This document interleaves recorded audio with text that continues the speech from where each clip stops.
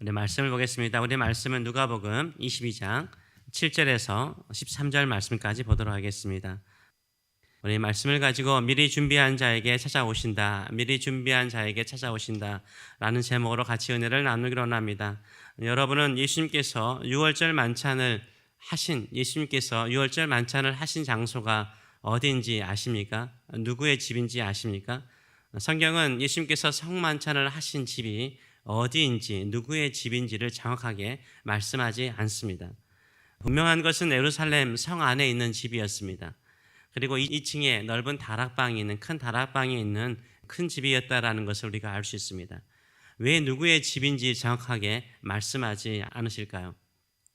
이 당시에 대제사장과 율법학자들, 사기관들은 예수님을 사람들이 없는 장소에서 잡기를 원했습니다.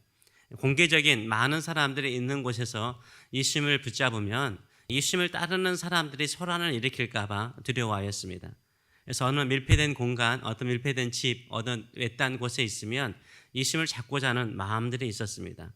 그래서 예수님께서는 자신이 머물고 마지막 식사를 하는 장소를 가르치기를 원하지 않았던 것 같습니다.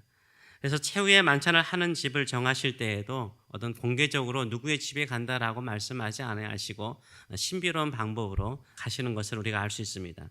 또한 예수님께서 6월절 저녁 식사를 하시는 날도 하루 이른 날인 거 아셨어요? 하루 이른 날이었어요. 6월절 식사를 하는 것은 금요일 날 저녁이었습니다. 6월절은 금요일 날 해가 지는, 지금도 유대인들, 전통 유대인들은 다 해가 지는 날을 하루의 시작으로 보고 있어요. 그래서 금요일 해 지는 시간부터 시작하는 거예요. 6월절은요. 그런데 예수님은 6월절 식사를 목요일 저녁에 하셨습니다. 하루 먼저 6월절 식사를 하셨던 것을 우리가 알 수 있습니다. 금요일 이른 아침에 예수님께서 빌라도 법정에서 사형 선고를 받으시죠. 그리고 골고다 언덕에서 아침 9시에 십자가에 못 박히십니다. 그리고 금요일 날 오후 3시에 운명하십니다. 이게 예수님의 일정이에요. 그러니까 금요일 밤에 성만찬을 하신 것이 아니라 목요일 저녁에 6월절 저녁 식사들 제자들과 함께 하루 일찍 하셨던 것입니다. 예수님께서 베드로와 요한에게 6월절 음식을 준비하라라고 명하십니다. 7절과 8절의 말씀을 보게 되면 이렇게 말씀하고 있습니다. 6월절 양을 잡을 무교절 날이 이른지라 예수께서 베드로와 요한을 보내시며 이르시되 가서 우리를 위하여 6월절을 준비하여 우리를 먹게 하라라고 말하고 있어요. 이때 6월절 음식을 너희가 준비하라는 거예요. 이러니까 제자들이 묻죠. 8절의 말씀 보게 되면 여짜오되 어디서 우리가 음식을 준비하겠는데 어디서 준비하기를 원하시나이까? 라고 물어요. 어디서 저녁 식사를 하기를 원하십니까? 라고 묻죠. 우리는 이것이 최후의 만찬인 것을 알기 때문에 마지막 식사라고 알지만 제자들은 저녁 식사를 하는 거잖아요.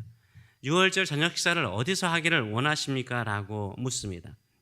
왜 이런 질문을 할까요? 우리가 6월절 음식을 어디서 준비할까라고 묻는 것은 지금 이 시기가 6월절 절기가 시작하는 시기였습니다. 수많은 유대인들이 디아스포라 유대인들을 포함하여서 지방에 있는 수많은 유대인들이요 예루살렘에 모여들었습니다. 나그네를 대접하는 것이 유대인들의 전통이긴 하지만요 12명의 제자를 거느린 예수님이 머물 수 있는 곳, 저녁 식사를 할 수 있는 것은 그리 많지 않았던 것이죠. 그래서 혹시 생각하신 집이 있습니까? 우리 제자들이 같이 식사를 할 수 있는 넓은 집, 생각하는 집이 있습니까? 라고 물어본 것입니다.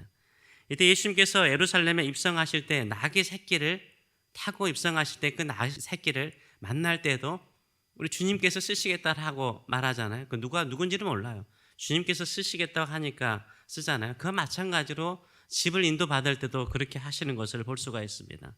10절의 말씀을 보게 되면 이르시되 보라 너희가 성내에 들어가면 물 한 동이를 가지고 가는 사람을 만나리니 그가 들어가는 집으로 따라 들어가라 라고 말해요. 따라 들어가라 라고 말하고 있습니다. 우리 예수님은 미리 다 아시지만요 베드로와 요한은 좀 황당할 수가 있잖아요. 예루살렘 성 안에 들어갔는데 물동이를 이고 밀동이를 어깨에 메고 보통 어깨에 메고 가는 사람들이 많죠. 어깨에 메고 가는 사람들은 주로 남자였을까요? 여자였을까요? 여자들이죠. 중동이나 아프리카 보세요. 다 여자들이 물을 이어요. 남자들은 그거 안 하죠. 리브가가 그 아브라함의 종이 왔을 때 그 물을 길러 왔잖아요. 여인들이 하는 것이 물을 기는 것이었어요. 근데 여기 보게 되면 헬라어는 성이 있습니다. 이 남성인지 여성인지 성이 있어요. 남자를 따라가라. 물을 이고 가는 남자를 따라가라 그래요. 남성인 거죠. 여자들이 물을 이고 가는 것이 흔한데 그중에 남자가 물을 이고 가는 거예요. 어깨에 메고 가는 거겠죠. 어깨에 메고 가는 거예요. 그래서 그 남자를 따라가라라고 말을 하고 있습니다.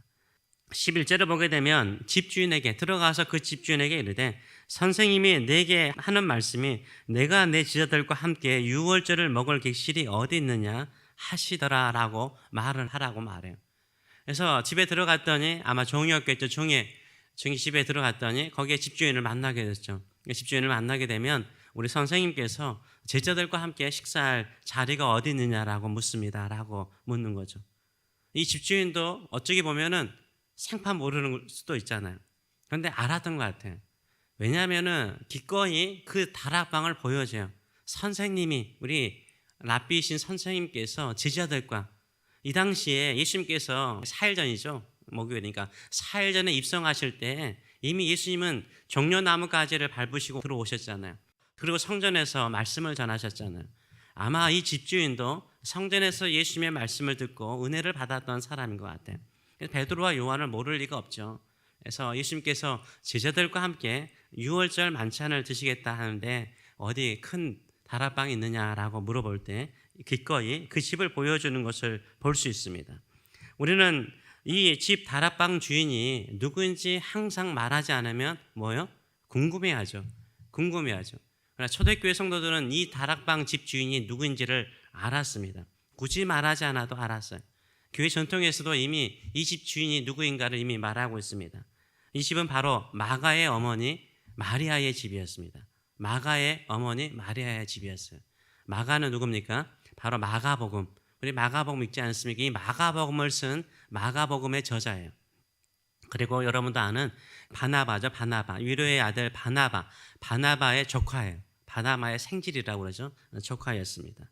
12사도의 버금가는 나중에 사람이 되는 것을 우리가 알 수 있습니다. 오순절 성령 강림이 있을 때까지 제자들과 예수님의 동생들 그리고 마리아가 그리고 120명이 되는 사람들이 함께 모여서 기도했던 장소도 정확하게 나와 있지 않지만 예루살렘 성 안에 있는 큰 집, 바로 이 마가의 어머니 마리아의 집이었을 것으로 보고 있습니다. 실질적으로 성경 사도행전 12장에서 이 마가의 어머니 마리아의 집에서 초대교회 성도들이 기도하였다라고 기록을 하고 있어요. 이 사도행전 12장을 보게 되면 이 초대교회가 핍박을 받으면서 베드로가 감옥에 갇힙니다. 감옥에 갇혀서 죽이려고 그래요. 그 전날 밤에 천사가 와서 어떻게 합니까? 베드로를 끄집어내요. 그러니까 베드로가 나와서 예루살렘 성에 있는 어느 한 집에 가요. 예루살렘 성을 밖으로 나가기 전에 어느 한 집에 가는데 이때 이렇게 말하고 있습니다. 12장 12절에 보게 되면 마가라 하는 요한의 어머니 마리아의 집에 가니 여러 사람이 거기에 모여 기도하고 있더라라고 말하고 있어요. 이 마가의 어머니 마리아의 집에서 사람들이 베드로를 위해서 기도하고 있었어요. 옥에 갇힌 베드로를 위해서 기도하고 있었어요. 이 마가의 어머니 마리아의 집이요, 이렇게 성만찬, 예수님의 최후의 만찬을 하는 다락방이 있는 큰 집이었고요.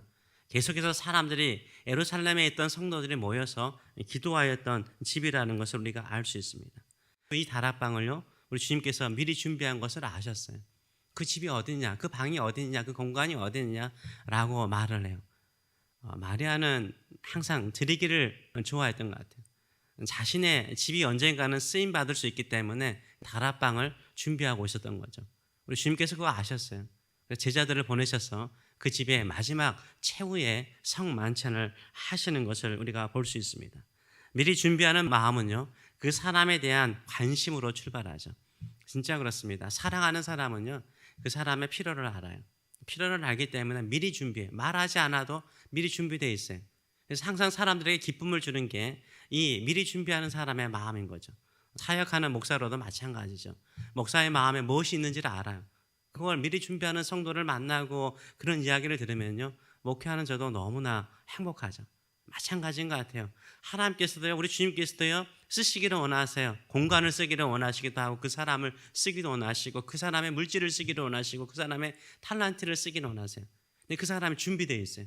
주님께서 언제든지 갑자기라도, 지금 갑자기잖아요. 갑자기라도 오셔서 쓰시겠다 하면 드릴 수 있는 사람들을 하나님께서 쓰실 줄 믿습니다. 그렇게 새벽마다 준비하시는 저와 여러분 되시길 축원합니다. 하나님께서 축복하여 주실 줄 믿습니다. 그러면서 성만찬을 하시는 마가의 어머니 다락방에 갈 때도요, 좀 신비롭게 인도하시잖아요. 구체적으로 어느 집인지, 어느 어드레스인지, 누구의 집인지 말씀하지 않아요. 그냥 누구를 만나야 된다는 거예요. 물동이를 가지고 가는 한 남자를 만나야 된다는 거예요. 이게 하나님의 인도하심이에요. 하나님은 우리를 구체적으로 막 누구 집, 누구 이름까지 주지 않아요. 순종해서, 말씀에 순종해서 갔는데 만나요. 근데 그 사람을 통해서 어떻게 해요? 하나님의 인도하심을 받는 거예요. 하나님의 인도하심을 받는 거예요. 하나님께서 우리를 만나게 하거나 쓰실 때도요, 우리가 다 알고 구체적으로 다 알고 만나는 거 아니에요. 그렇게 인도받는 거 아니에요. 우리는 그냥 말씀에 순종하는 거예요. 기도하며 순종하는 거예요. 어떤 우연히 누구를 만났어요. 근데 그것을 통해서 어떻게 되는 거예요? 하나님이 준비하시고 예비하신 길로 가게 돼요. 하나님의 역사하시고 도우시는 인도하심을 받게 되는 줄 믿습니다. 그런 은혜가 우리 안에 있는 줄 믿습니다. 오늘도 그 마음을 가지고 우리가 다 알지 못해도, 구체적으로 알지 못해도 순종의 마음을 가지고 나가시는 저와 여러분 되시길 축원합니다. 하나님께서 기가 막히게 인도하시고 축복하여 주실 줄 믿습니다. 아멘. 기도하겠습니다. 살아계신 하나님 아버지 은혜를 감사드립니다. 오늘도 우리는 주님의 거룩한 보혈을 지나 은혜의 보좌 앞에 나왔습니다. 하나님께서 우리의 마음을 어젯밤부터 깨워주시고 이 새벽에 우리의 육신을 깨워주셔서 이 자리에 오게 하신 것을 진심으로 감사드립니다. 우리는 마가의 어머니 마리아의 큰 다락방보다 더 큰 마음을 가지고 있습니다. 우리 마음에 오시옵소서. 우리의 마음속에 찾아오시옵소서. 우리의 인생 가운데 찾아오시옵소서. 우리를 써 주시옵소서. 우리의 기도를 써 주시옵소서. 우리가 예비하고 준비한 우리의 모든 달란트와 재물과 자녀와 모든 집을 사용하여 주시옵소서. 주의 영광을 드러내고 주님의 뜻을 이루는, 또 기도의 장소가 되고 기도의 마음이 되는 저희들의 삶들 될 수 있도록 축복하여 주시옵소서. 감사하며 예수님의 이름으로 기도하옵나이다. 아멘.